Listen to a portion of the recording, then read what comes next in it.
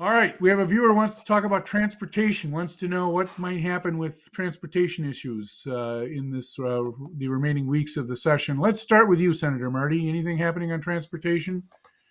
Sure. I'm not sure a lot is going to pass on the legislature because the disagreements between the Republican Senate and the DFL House are significant enough. I'm not sure we're going to pass a lot.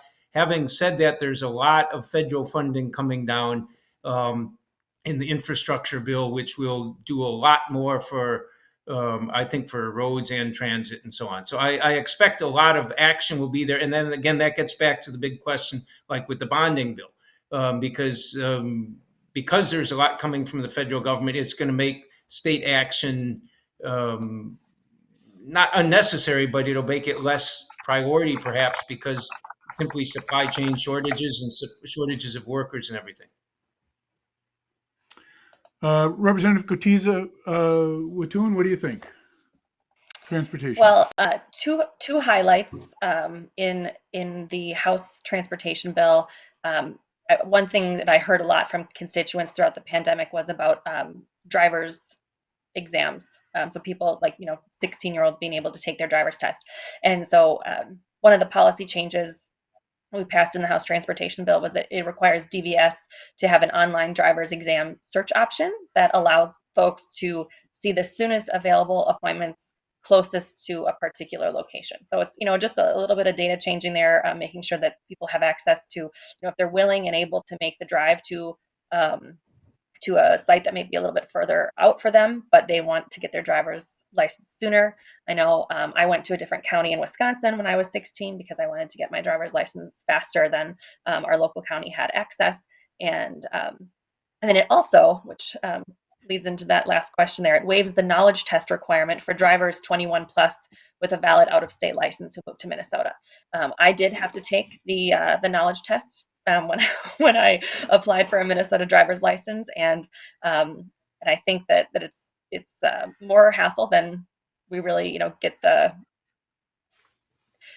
people learn how to drive. The signs are common state to state. It's not like we're trying to learn signs in different languages or to drive on the left side of the road or anything like that here in Minnesota. And so I think that those are two good things. Of course, a lot of funding conversations.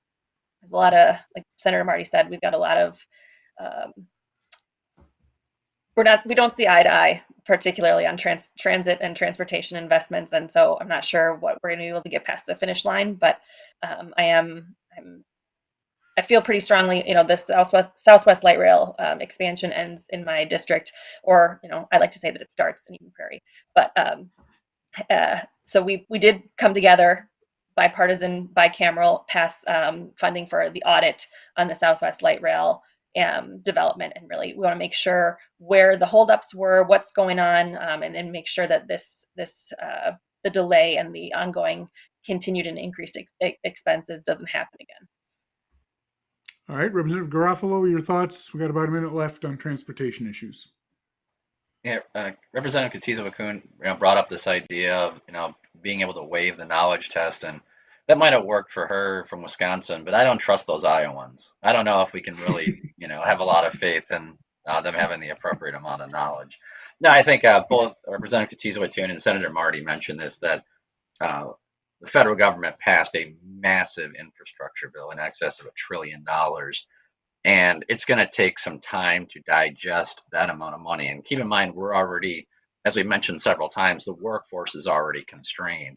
So if we were to pass more money for transportation, in many respects, it would just sit on the shelf as we're trying to digest through these federal funds.